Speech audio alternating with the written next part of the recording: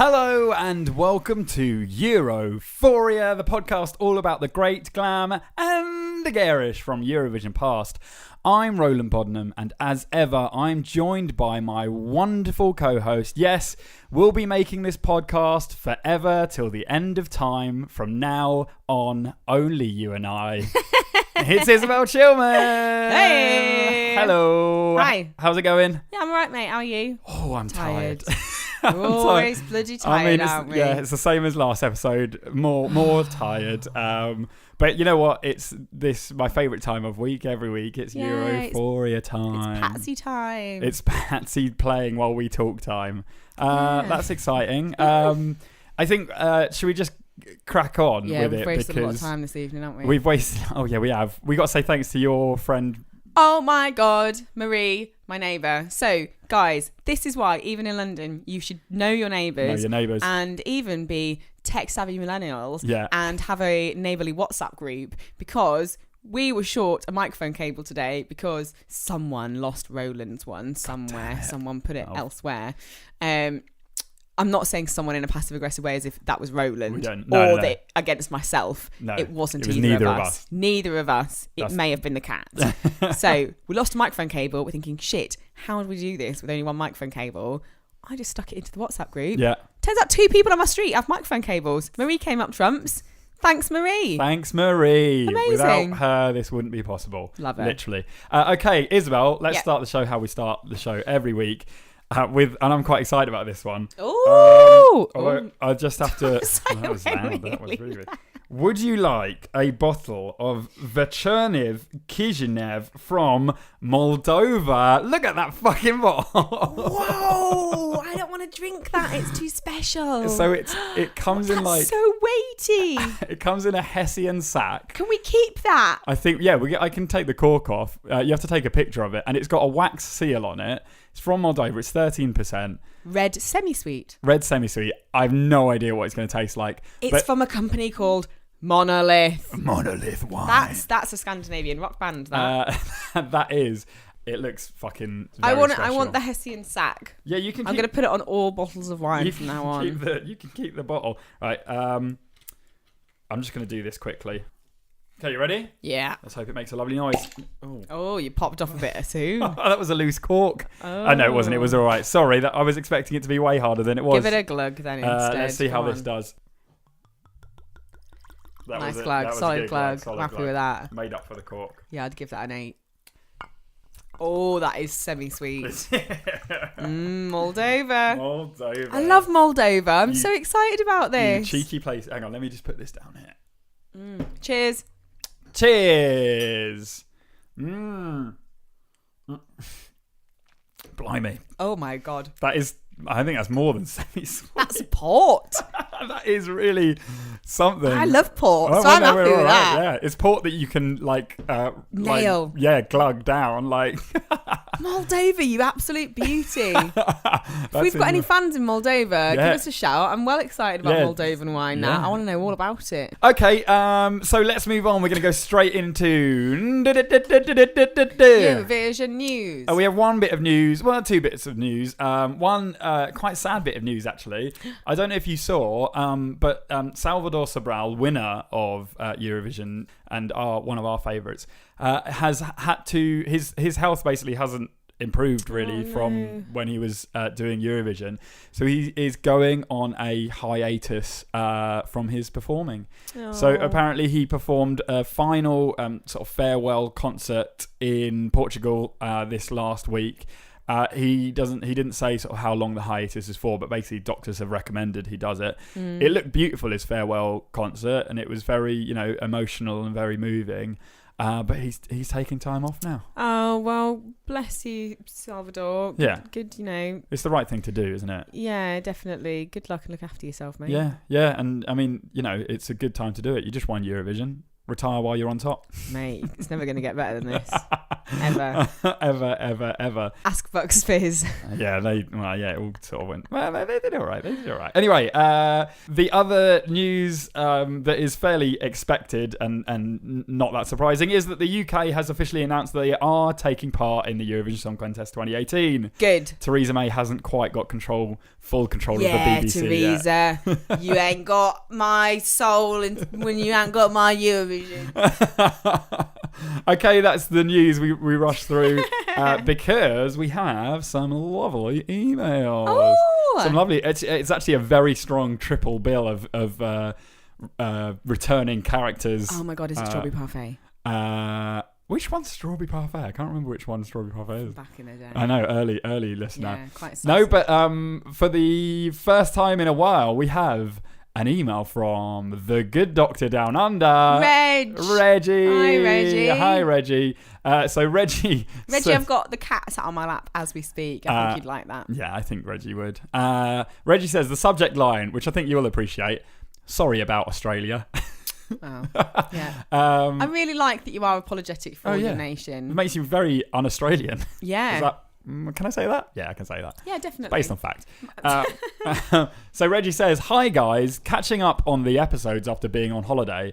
Sorry that Australia keep creeping back into Eurovision, but if Eurovision Asia goes well, then maybe we'll butt out of the original and stick to Eurovision Asia. Reggie then says, I reckon a Eurovision America would be awesome.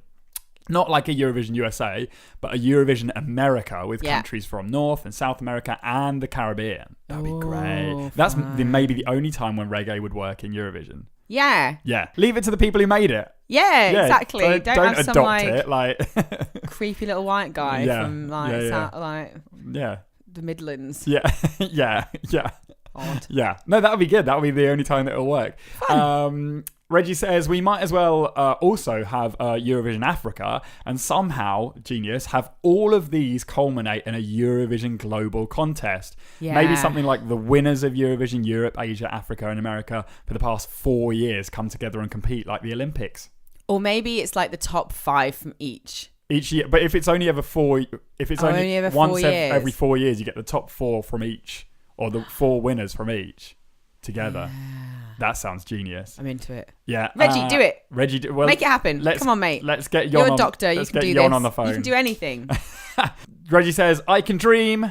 I'm excited for Eurovision Asia, and I hope you guys are excited too. Keep up the awesome work. Reggie. Thanks, Hi, Reg. Reggie. Bye, Reggie. Thanks, Reggie. We have another email from a fairly recent favourite of ours, but very strong favourite, Ryan from the UK.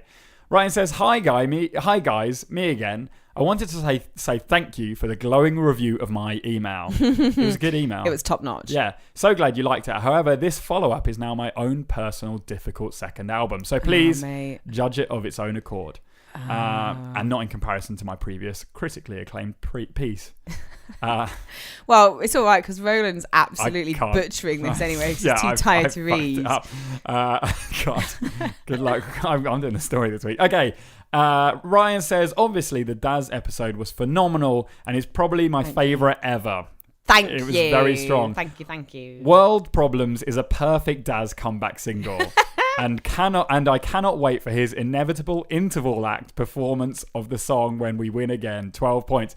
You know what would be great is if we did ever host again, I reckon we get Bucks Fizz, Brotherhood of Man, Katrina and the Waves, and Daz to do a medley. Oh. That would be great, just throwing Daz in there with all of them. He would demand it. He would demand it as a Eurovision icon. Yeah, damn right. It's fair enough. In my last email, I said something so stupid that I would like to profoundly apologise for. To Isabel, I apologise for my statement that Daz was my favourite. I took the easy way out. So unlike Franz from Sweden last year, I am sorry, Patsy is queen. Yeah! Patsy is goddamn queen. She is, little duchess. Not much more to say other than thanks again for entertaining me every week. That's quite all right. And for the lesson this past week to be more Daz. Keep up the good work, Ryan from Europe. Ryan, you mega babe. Love it. Have you been being more Daz this week? I've been tired. You have to be awake to be Daz. I need to have a thing. I need to watch that documentary in full, and then I'm going to take those lessons and be more Daz. Have you done something more Daz? No. Okay, maybe next week at the end we can come back and say. I think I'm. Maybe that's why I've always had like a difficult relationship with Daz. I feel like I'm two Daz anyway. Yeah, you and him are like soulmates. No. Retract that. That's not correct. Okay, you're not soulmates, but just saying. Maybe overly confident. Maybe a new with feature. Our abilities. Maybe a new feature can be like, "What have you done, Daz, this week? What have you done today to make you be Daz?" That's the theme tune to that one. We got it right. Okay. I'm gonna sing that live every week. Oh, it's gonna get better and better every week. Okay, and our last email was from Inez. Inez says, "Hi again, Isabel and Roland. It's been a while since my last email, and I still didn't give you the true meaning of the Portuguese expression, 'I'm done to the beef.' Do you remember Inez emailed us with the catchphrase? We thought it was going to be sick to the back bloody teeth of you. So Inez says, you were both nowhere near. Oh. But they were pretty good guesses, I suppose. You guys proposed two meanings. It's great. It gives us all the context. Mm-hmm. Being really fed up with something or someone, like sick to the back teeth, or being exhausted. Mm-hmm. Actually, it means something like, I'm so fucked. So if you messed up something and there will be consequences, you could say, I'm done to the beef. Or if there's a huge problem coming up and you know it'll be a mess. I don't really know where it comes from. It doesn't even make much sense grammar-wise in Portuguese, but it might come from being grilled like a beef. Or actually, fun fact, we call the British beefs, a bit like the French do, usually not in a good way, like you guys apparently call the French frogs. So maybe the expression... Don't do that anymore because it's naughty.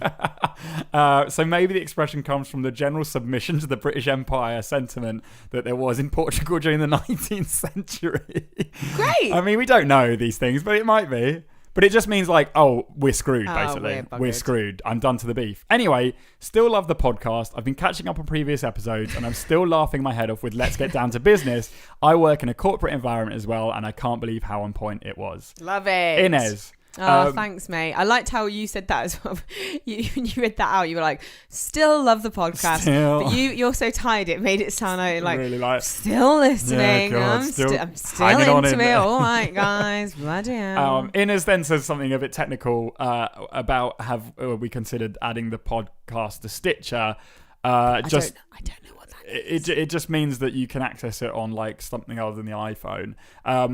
Stitcher, you basically we have to pay to put it on and be part of their network, and we're not quite. No, we pay already to put this podcast buy up. wine and stuff. So we're not quite at the stage yet. Soz. If you do have an Android phone, you can download the Pocket Casts app. Yeah, it costs a little bit to like just download like a sort of normal app. Like I think it's only like a couple of like 50p or something like that.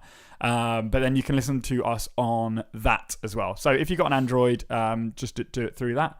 There you go. Those are our emails. Thank you all so much. If you do want to get in touch with us, you can send us a lovely email to the address that is europhoriapodcast@gmail.com. Or you can tweet us at EurophoriaCast. All right. Should we move on? Should we do the story? Do it. Let's go. Excellent. I'm looking forward to this. So we all know that my favourite topic in this podcast is how politics plays into Eurovision, how politics influences Eurovisions, from General Franco's potential rigging of the 69 contest to the Soviet Union's creation of its own counter contest in the Intervision Song Contest. We've had some fun political stories over the last few months. What I want to look at this week is when Eurovision eventually influences politics, or more importantly, when former Eurovision contestants decide to dip their toe into the political waters. There's actually a few who have, and what I'm going to do is hopefully I'm going to line up. I've got three in mind, and initially I was going to do all three in one episode, but actually there's so much to write about that we're going to split them up. So I've got a line up. So we're going to cover it one each episode. I'm going to try and go through this chronologically, and I'm sure there's a few that I'll skip over, but these are sort of the main three. If there is one who I missed, then give us an email and let me know. So now I'd like to make it clear that these contestants are not failed musicians who have sort of been forced to have a change of career. Far, far from it.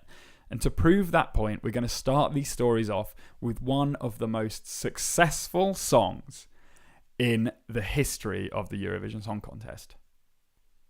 In June 1957, songwriter Franco Migliacci, that's quite good actually, was waiting for his co-writer and song performer Domenico Modugno to arrive so that they could go sailing together off of the coast of Italy. Sounds As lovely. you do. It sounds lovely. That's what I every weekend I'll just wait for someone to turn up so I can sail for close to Yeah, Italy. absolutely. Whilst waiting, however, it gets better.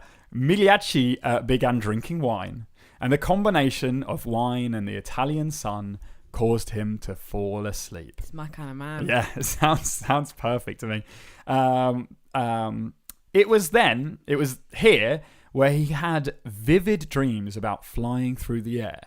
When he awoke, he saw two paintings on the wall by artist Marc Chagall. One showed a yellow man suspended in the air, and the other was a self-portrait where half the painter's face was painted blue. So are we on an acid trip right now? It really, it's just wine and the Italian sun, I think. I think we should all go down, wait to be picked up to go sailing and just get drunk and fall asleep in the sun. So as a songwriter, he did what he does best and started immediately writing a song about a man who dreams of painting himself blue and being able to fly. Yeah. It makes a lot of sense, right? It does sound like it could be one of the like trippier Beatles songs, couldn't it? When they were just doing acid and writing what came out. Great. What year was this again? 1957. Okay. So yeah, I mean early for acid, but Vibes, you know. love it. Yeah, I mean that's what comes from drinking too much wine and falling asleep in the sun. It was that night that Migliacci and Domenico Modugno discussed the dream and got to work properly making the song. The song itself was called Nel blu dipinto di blu, which means the blue that is painted blue. Lovely. Very nice. Not heard of that song? Well, it might be because the song is better known as Volare. Oh, yeah. Volare. Volare. There you go. Well, so that the only reference isn't Isabel's singing. Shall we have a quick listen to Volare? All references should just... I'm just going to sing everything from now on. Okay. I've lost all rights to play any songs in Eurovision. It's Not just that we going to be have my that. rendition Okay. of each one. Let's have a little listen to Domenico Modugno's version. Improvviso venivo dal vento rapito e incominciavo a volare nel cielo infinito. Volare, oh, cantare, oh. Ah, lovely little song there. Great tune. Very catchy, isn't I it? bet loads of people don't know that's from Eurovision. No, I bet you I don't. knew. Yeah, I you knew. I knew. It was Eurovision. But I bet loads of people don't. No, I was speaking to a couple of my Italian colleagues yesterday who know the song very well. It came on in the office a while ago, and both of them like immediately stood up like as the Italian national anthem. Were like, Volare! It was beautiful. So yeah, it was very catchy and very, very successful. Domenico Modugno entered the song into the Sanremo Song Contest in 1958. Initially, the jury tasked with picking songs to participate in the contest very nearly rejected the song. But in the end, after some discussion, it was decided that this would be one of the 20 songs which would be performed at Sanremo. So, on the night itself that year, each song was performed by two singers. They played the song twice, and each time it is performed by a different singer, I guess. Fun. Just yeah. Like at the end of the X Factor, where they all have to sing the same song. Yeah. And you get to really and like fed compare up by them. the third one. And you know that the song's really been chosen for like the one that they really want to win. You know Alexandra Burke's going to win it. Yeah. So shout out to Alexandra Burke. So this year, Domenico Modugno was set to sing Volare with his singing partner, Johnny Dorelli.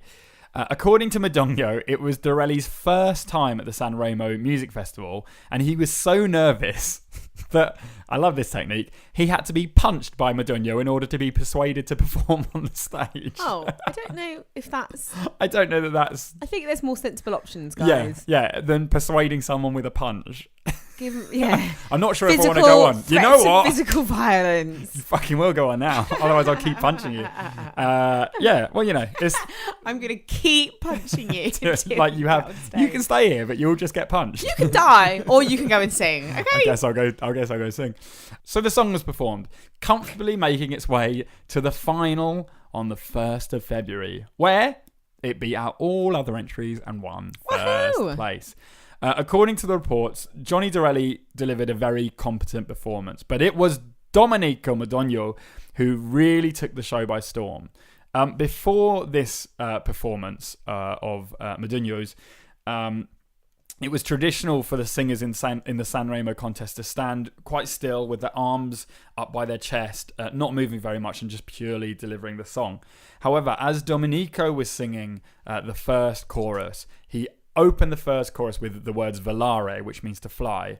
And as he did that, he threw his arms wide out into the air as if he himself were about to take off. And this moment has actually been said in a couple of articles to have changed the course of Italian music, leading to a sort of much more expressive and emotional form of singing that we sort of know quite commonly now. Oh, I love it. It's really beautiful, actually. We didn't watch it just then when we listened to it, but if you have a little watch, he really does throw his arms out. Like, I love this. I love the song. He's an interesting guy as well.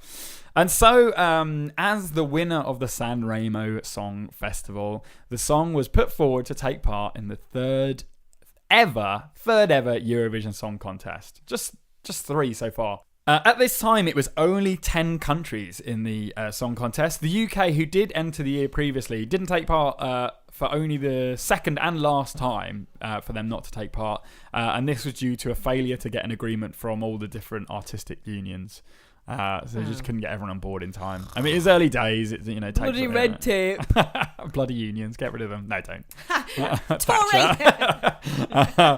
So on the night, Volare was set to be performed first overall. It's a tough spot for You should many. have to sing it the word every time you say it. Volare was set to be performed first. Yes! That's quite good. I'm going to do that now. It's a tough spot for many. However, due to a transmission fault, the song was not heard in all of the countries broadcasting the event. Cheats! I mean, it doesn't matter too much because the juries are in the room, but, we want to be able to hear it. So in order to make up for this, it was also performed for a second time at the end. Lovely stuff. Yeah, so not cheats. It was just before the voting was set to take place.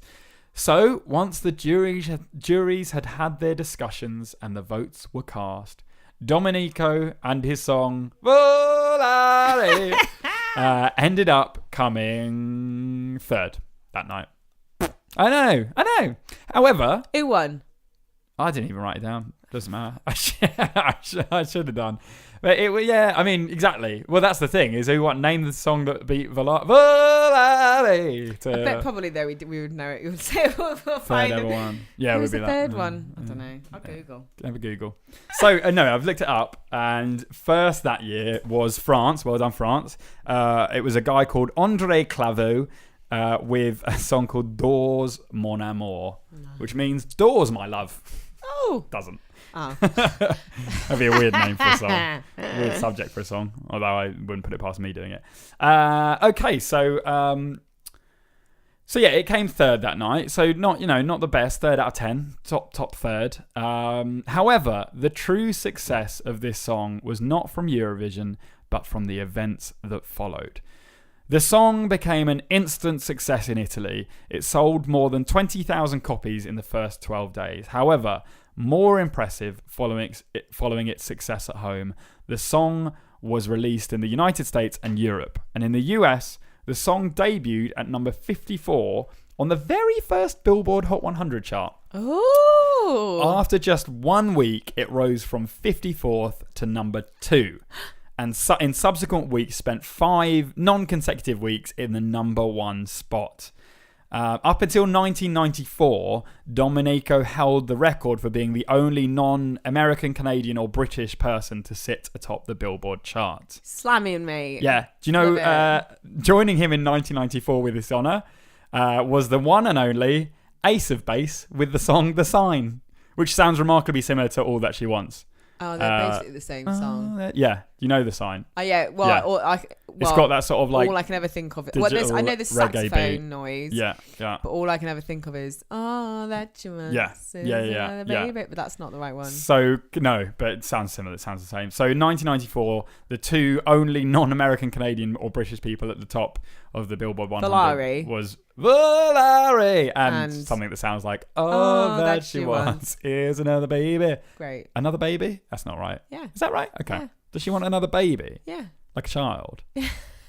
It's an interesting topic for a song. Anyway, Valari made it to the top 10 in the UK, number 2 in Norway. All in all, to date, the combined sales of all recorded versions of the song has exceeded 22 million.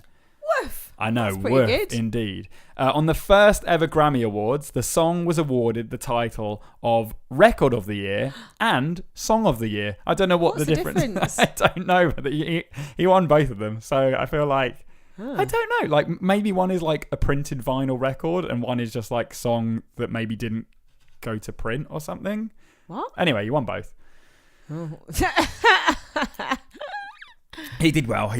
And Yeah, that would make I like sense. how these are all like, it was the third Eurovision, the first Billboard 100, the first Grammys. It was like the birth of music, wasn't it? The love birth of modern... I guess it. it was like the birth of modern pop music, because like the 50s, before then. Right on the cusp. Before then, all music was barely it was- listenable. it was Bloody just- shit. Anyway, so in 2005, there were celebrations for the 50th Eurovision Song Contest ever, and it led to a vote for the all-time favourite song from the show. Valari came... Is it getting tiresome? No, keep going. Okay. Valari came second, only behind ABBA's Waterloo. I mean, if it you're makes going to lose sense. to someone, Yeah, it makes lose sense. to the greatest song ever written. While accepting the prize, Benny Andersson of ABBA said, "I myself voted for Valari, but I am pleased that so many people voted for us." Amazing. Yep. The song Benny. has subsequently been covered by artists such as, get ready for this, Dean Martin, Yeah. Louis Armstrong, Yeah. David Bowie, Yeah. Barry White, What? Cliff Richard, What? Frank Zappa, What? Pavarotti, You knew that one. Paul McCartney, and the offensive lounge singer act Tony Clifton, who was the character invented by comedian Andy Kaufman. He was like one of his like go-to. It was in Man on the Moon. Yeah, It was one of his go-to yeah. songs for like being Great. offensive and singing badly. Loved Andy Kaufman. Yeah, great. So Dominic, so a lot of people there singing the song. Yeah, Imagine so that. I knew some of them. I knew like Pavarotti, didn't it? Yeah. Dean Martin's one Yeah. is super, super famous. Yeah, I knew that, definitely. yeah. But I mean, a lot of them. Frank Zappa's one. I wonder what that'd be like. But yeah. Zappa. So Domenico himself entered Sanremo competition 11 times in total. Whoa. Won the competition 4 of those times. So pretty good batting lad. average. That's about half, just under half. Yeah. He entered the Eurovision Song Contest twice more, which is good. He never quite clinched the sweet taste of victory, though. However, his musical career was long and prosperous. He also later in life ventured into acting in movies as well. Good for him. Lovely. So, on June 12th, 1984, during the recording of an Italian show called La Luna nel Pozza, Domenico suffered from a stroke. After being taken to the hospital, the doctor did not initially notice the severity of his condition and told him to take an aspirin and go home, which mirrors almost exactly what happened to the Bucks Fizz. I feel like our Eurovision singers are not being like looked after enough. I know. I mean, this was a while ago, but still, yeah, take an aspirin.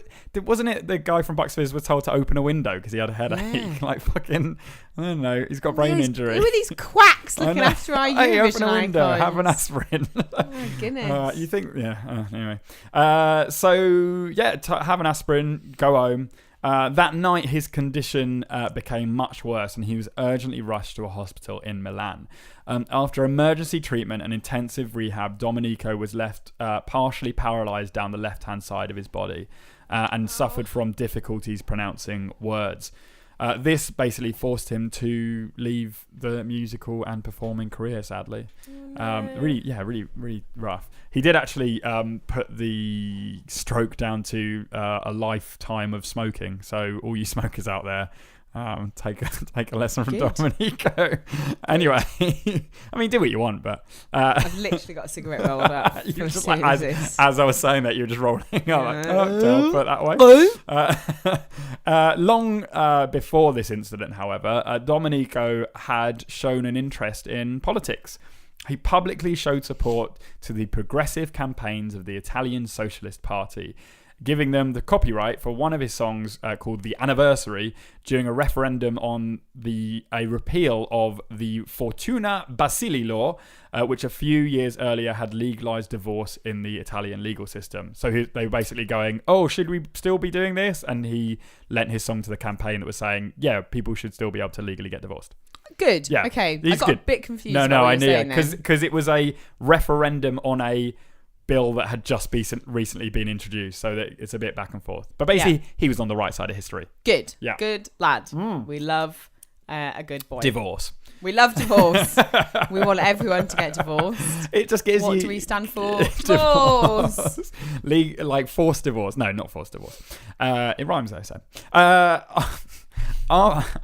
After his stroke, he became impressed by the support for the disabled by the Radical Party, which was a liberal social political group. He stood for the Radical Party, which sounds like a great kind of party. Yeah. Where are you going tonight? The Radical Party. Sounds great. He stood for this party in the political elections in 1987, which he was successful with. Good lad. Good for him.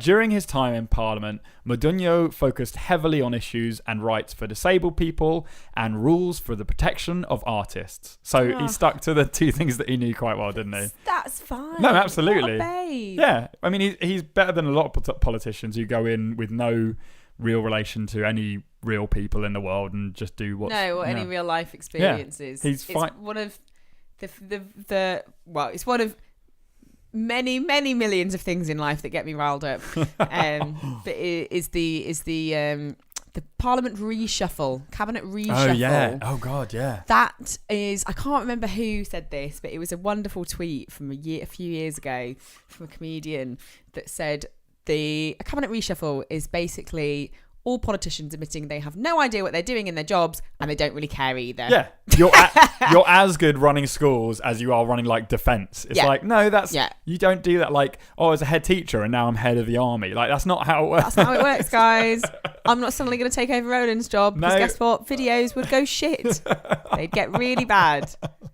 I mean, it's worth a bit. Try and give it a try. Be a bit experimental. Who knows? Give it a try. It would be weird. But it's not good. No. So one of Modugno's biggest victories and biggest impacts actually he had on the face of Italian infrastructure was an investigation that he led into the conditions of the Agrigento Psychiatric Hospital. Basically, this report was looking at the condition of the hospital. The report described patients there as being treated as if they were prisoners in a concentration camp. The report led to the psychiatric hospital being shut down and huge reforms in the treatment for people with mental health issues across the country. God bless Modugno.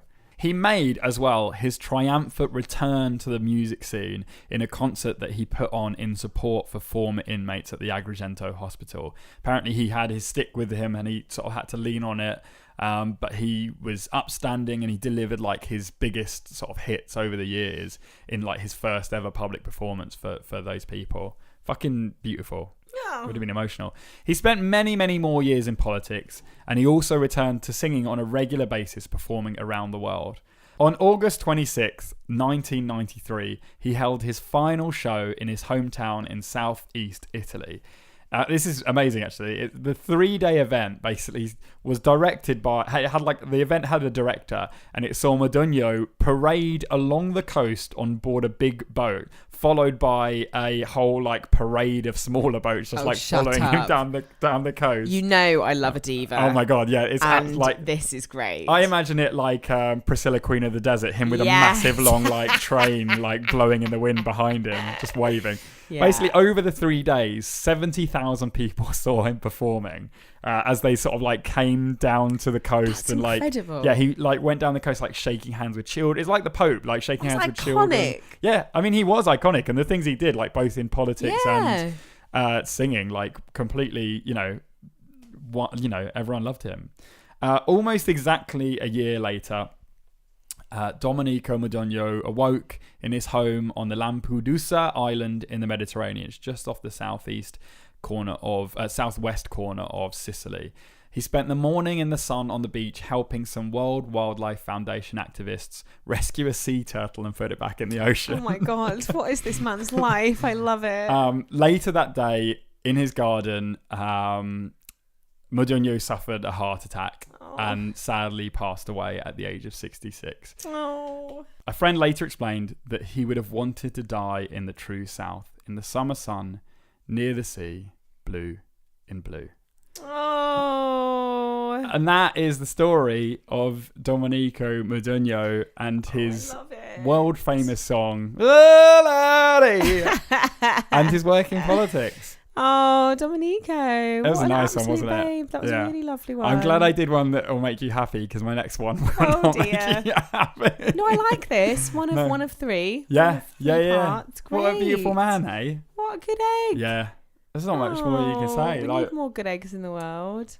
That's a proper big change he made as well. Like, he obviously, support. And after such a drastic health problem as well. Well, you think like someone who's so used to like being in the public eye and performing, a lot of people would like, if something like that happened, would like shy away and be like, I don't want people to see me like this. I want them to remember me for who I was. Whereas he went, I'm going to do something else for now, and I'm going to make people's lives better. Yeah. And he did. And he did. And then he fucking sailed down the coast of Italy with like a throng of boats behind. Is video footage of that? Oh, I don't know. I haven't looked. There must be. But it was cool. It had the tour I know. The tour had a name. And it really was like his last hurrah. A year later, he passed away. But like, bless him, after saving a sea turtle. That story was That's like mental. Absolutely. I'll save a sea turtle. I'll go and garden, and then it happens. Like sad, obviously. But that's the way to go. That's the way to do it, isn't it? Yeah. Fucking beautiful. So Domenico Modugno, thank you for giving us your song, and thank you for giving us your good work as well. Good man. Well done, Domenico. So we all feel good now, don't we? Yay! Okay. Song time. So what were we last week? You got another 8 for your Daz, didn't you? I did. People liked the Daz, didn't they? Lots of comments about Daz. Yeah, it was our reach, wasn't it? So I don't sing a song, sing me a song. Okay, I there's not much lead into this. I'm gonna say 2 things, and then I'm gonna play the song. Well, 3 things, because I'll give you the name as well. The name of the song is called The Eurollover. The Eurollover. The Eurollover. The Eurollover. I'll tell you 2 things. Right. I'm very tired. Yes, yeah. And I watched the movie It at the weekend. Oh. Enjoy! When the sun sets on the Atlantic Sea, there's a few hours left, and that is all that we need. When the Romanians romp and the Ukrainians crunk, let's raise our glasses and then we'll drink till we're drunk. There's a uniting force that's spread all over the land. Those of us that are still standing join us one hand in hand. Then we spin ourselves in circles, and I'm sure that you know it's a dance called the Eurollover, and here's how it goes. Hey, hey, hey, hey, hey, hey, hey, hey, hey, hey, hey, hey, hey, hey, hey, hey, 5, 6, 7, and we're dancing till dawn. I've had this feeling stuck inside since before I was born. Just stick your hands out far, and then we'll stand side by side. And here we go again, ready, 'cause you're in for a ride. Here we go. Hey, hey, hey, hey, hey, hey, hey.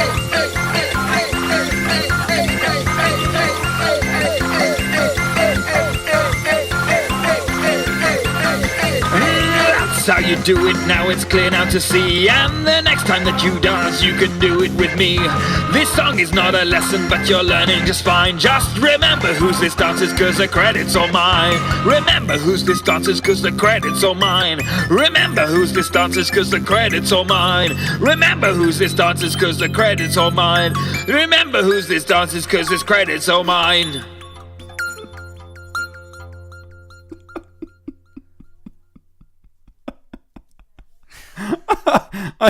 I think I've made a big mistake. The entirety of that song, Roland basically had his head in his hands. Oh God. So that was a song called the Eurollover. It's a dance. I don't have the dance moves, but basically with the bit that everyone's going, hey, hey, hey, hey, for, there's meant to be a dance. I mean, it was horrifying. It was like being attacked. Oh, God. I really hoped you'd have learnt after Festival Fun. I feel like it came back out of me. I feel like it did. It's something That's your dark I tried side. to bury. That's the only, like, Roland, if you know, all you know of us listeners is what you hear over this, but it's not far off from the truth, which is that I am a miserable sod. No, she's and lovely Roland, and wonderful. I'm horrible. She's lovely. And have a cat. Yeah. And Roland is the sweetest angel in the world.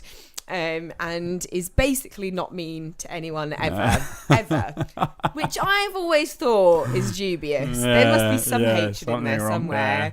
And it's buried deep down inside your tummy, isn't it, Roland? And it comes out in the form of like me shouting in a song, horrifying clown like songs. literally like shouting at my iPad in my car at 1 a.m. outside someone's house. Yeah. I've realised now that like, because I used to think, oh yeah, I'll drive around and my car's pretty soundproof and like I can sit in my car and it'll be pretty It's like literally people at 1 a.m. are going, why is a man shouting outside my house for 20 minutes? Like the A's, hey, just for like 30 seconds each time. Like that must be terrifying. That wasn't even in time. Oh no, God no. You're very tired, aren't you? So tired. So very tired. I mean... okay, well, I mean... Brutal. Okay. I mean, I am not expecting an 8 again. No. So we might as well get it done and over with. Patsy's gone mad. She's lost interest. She's fed up. She's fed up. So Isabel, the song, the Eurollover. What?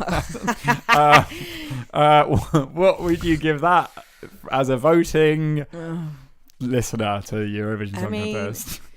So it's not quite as horrifically horrendous and devastating for my soul as Festival Fun was. So it's immediately higher than 0. Okay, well okay. Right? I'm glad. At the same time, though, it's a piece of shit. So 1. I mean, I wasn't expecting any better really. Okay. So that's a 1. And that's possibly a sympathy one as well. Because I'm tired. No, you're very tired. Well, I appreciate the sympathy point. Okay. I'll get any point. I'll take any point anyway I can get it.